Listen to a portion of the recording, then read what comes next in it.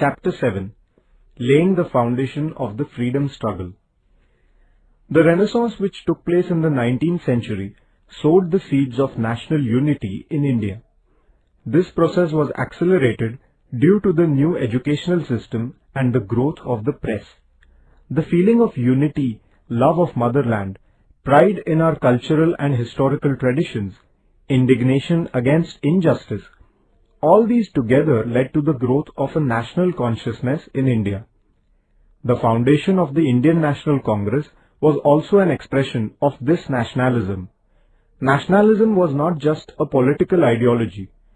Rousing the people against the economic exploitation perpetrated by the British was also an expression of this nationalism.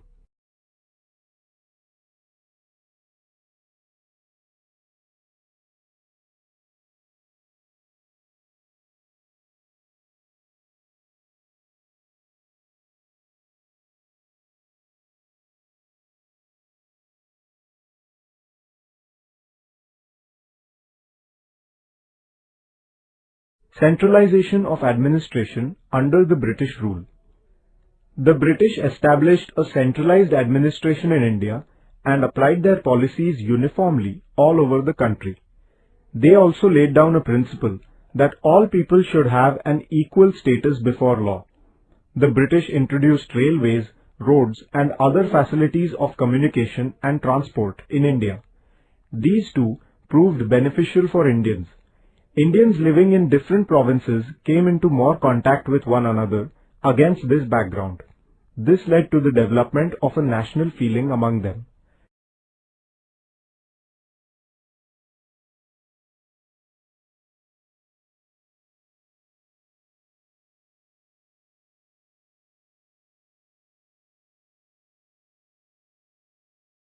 Economic exploitation of India. The imperialistic policies of the British led to the economic exploitation of India. India's wealth was being drained towards England in many ways. The middle class was forced to bear the burden of a variety of new taxes. The peasants were crushed by the burden of land revenue. Their wretched condition was made even worse due to famines. The working class was being exploited by the capitalists. As a result, there was a deep discontent in the minds of all. Some Indians wrote books to express their views against this economic exploitation. For example, Dadabhai Nauroji showed how the British policies exploited the Indians economically and drained India's wealth to England.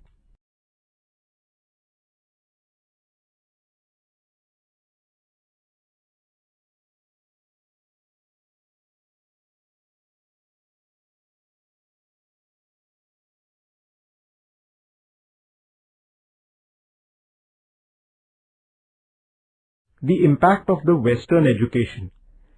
The British introduced Western education in India. Through this education, young Indians imbibed the values of rationalism, humanism, equality, liberty, a scientific outlook, democracy and nationalism. The educated people began to feel that they should bring about the upliftment of their country on the basis of these values. Thus, Western education lent a modern outlook to the national sentiment of the Indians.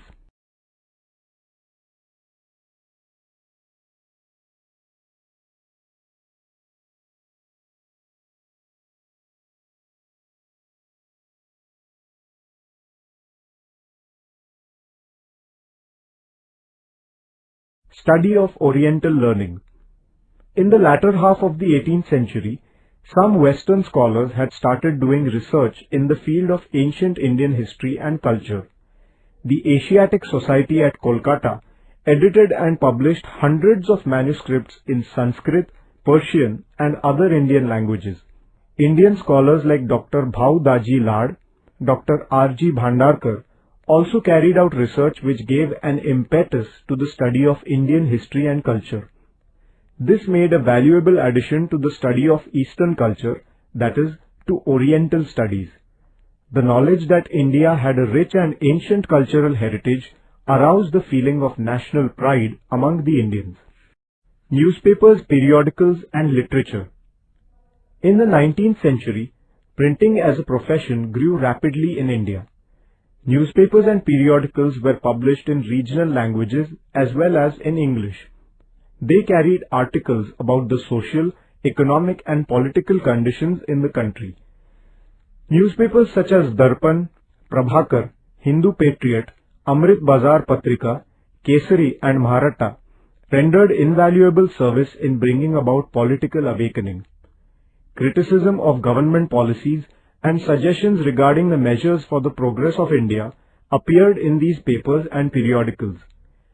Bankim Chandra Chattopadhyay in Bengal, Vishnu Shastri Chiplunkar in Maharashtra and others created political awareness through their writings. The middle class, which had received Western education, assimilated the philosophy of democracy. They firmly believed that the people must have a place in managing the affairs of their country. They were enraged by the attitude of racial superiority of the British administrators, the subordinate position assigned to the Indians in the administration, and such other things. They realized that organized efforts were needed to put their grievances and discontent before the government. This realization led to the foundation of provincial political associations. The background to the foundation of the Indian National Congress. The educated Indians felt that they should be politically organized against the unjust British policies. Their objectives were to get justice through lawful means, to awaken the people, and to convey people's demands to the government. With this end in view, provincial political associations were established in different parts of the country. Surendranath Banerjee desired that the Indian Association formed in the Bengal province should become the center of an all-India movement. In 1883, he organized an all-India national conference at Kolkata. Over 100 representatives from different parts of the country attended the conference. This was the first step taken by the Indians to form an all-India organization. Foundation of the Indian National Congress. The first session of the Indian National Congress was held in the Gokuldas Tejpal Sanskrit Pathshala in Mumbai on 28 December 1885. Vyomesh Chandra Banerjee was the president of this session. 72 representatives from various parts of the country attended this session. Together, they founded the Indian National Congress in this same session. A British officer, Alan Octavian Hume, also took initiative in the foundation of the Indian National Congress. Different national issues were discussed in this session. A place for Indians in the administration of the country, curtailment in the expenditure on army, and other demands were made at this time. These demands were presented to the British government. The foundation of the Indian National Congress paved the way for India's freedom struggle. The objectives of the National Congress. The objectives of the Indian National Congress were to bring together the Indians living in different parts of the country, to create a feeling of unity among them irrespective of the differences of religion, race and caste, to provide them an opportunity to understand one another's problems and views, and to discuss the measure necessary for the uplift of the country. The progress of the Indian National Congress. The leaders of the National Congress were inspired by modern ideas and the love of motherland. They believed in the principles of liberty, equality and fraternity. They believed in constitutional means. They hoped that the British would give a positive response to their demands if the Indians followed constitutional means. The sessions of the Indian National Congress were held every year. This made the people aware of their problems. They felt that they should get organized to resolve their problems. The Indian National Congress aroused public awareness by raising its voice against the government oppression, economic exploitation, corruption, etc.